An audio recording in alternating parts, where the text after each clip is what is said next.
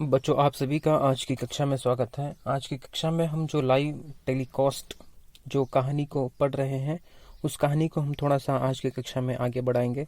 जिस तरह से कल की कक्षा में हमने देखा था कि जिस तरह से समाचार वाले टीवी चैनल वाले जो संकल्प के घर की जो चोरी हो रही थी उसको जिस प्रकार दिखा रहे थे, उस दृश्य को संकल्प के पिताजी और उनके माता पिता और उनकी मौसी के घर वाले जो सब लोग देख रहे थे, और संकल्प के पिता जो इस दृश्य को देखकर बहुत ही गुस्से में आ जाते हैं। गुस्से में आकर अपना जो प्रतिरोध दिखाते हैं, उस दृश्य को हमने कल की कक्षा में देखा था। आज की कक्षा में हम थोड़ा सा इस कहानी को आगे बढ़ाएंगे। हाय, जल्दी से पुलिस को फोन करो वरना ये चोर सब कुछ लेकर चंपत हो जाएंगे, संकल्प की मम्मी रोते हुए बोली।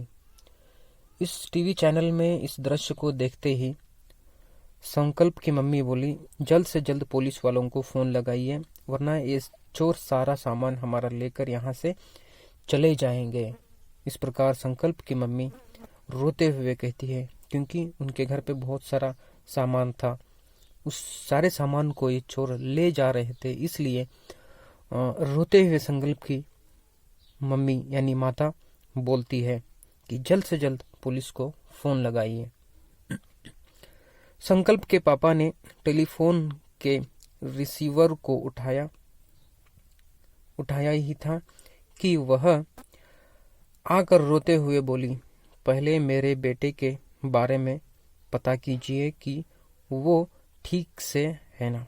संकल्प के पिता ने टेलीफोन के रिसीवर को उठाया ही था और वह आकर रोते हुए बोली, पहले मेरे बेटे के बारे में पता कीजिए कि वो ठीक तो है ना। क्योंकि संकल्प जो है घर पर बिल्कुल अकेला था, उसे कोई वहाँ पे कोई कठिनाई तो नहीं हुई है, उसको संकल्प को कोई हानि तो नहीं पहुंची। इस प्रकार उसके पिताजी चिंतित थे।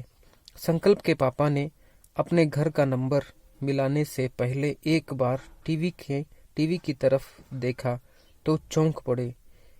खिड़की से उतरने के बाद दोनों चोरों ने गठरियां उठाई ही थी कि बाहरी दीवार के पीछे छिपे कई कैमरामैन और संवाददाताओं ने उन दोनों को घेर लिया। जहां से यहाँ पे कहा जा रहा है कि संकल्प के पापा ने अपने घर का नंबर मिलाने से पहले एक बार टीवी की तरफ देखा तो चौंक पड़े। संकल्प के पिताजी घर के नंबर को फोन करना चाहते थे, उससे पहले वह टीवी की तरफ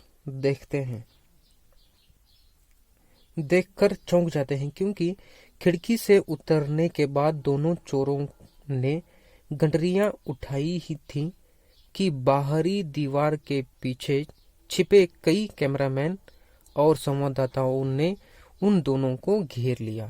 उन दोनों चोरों को पकड़ लिया। श्रीमान जी, हमारे दर्शक यह जानने के लिए बेकरार हैं कि आप दोनों ने इस घर में किस किस सामान की चोरी की है।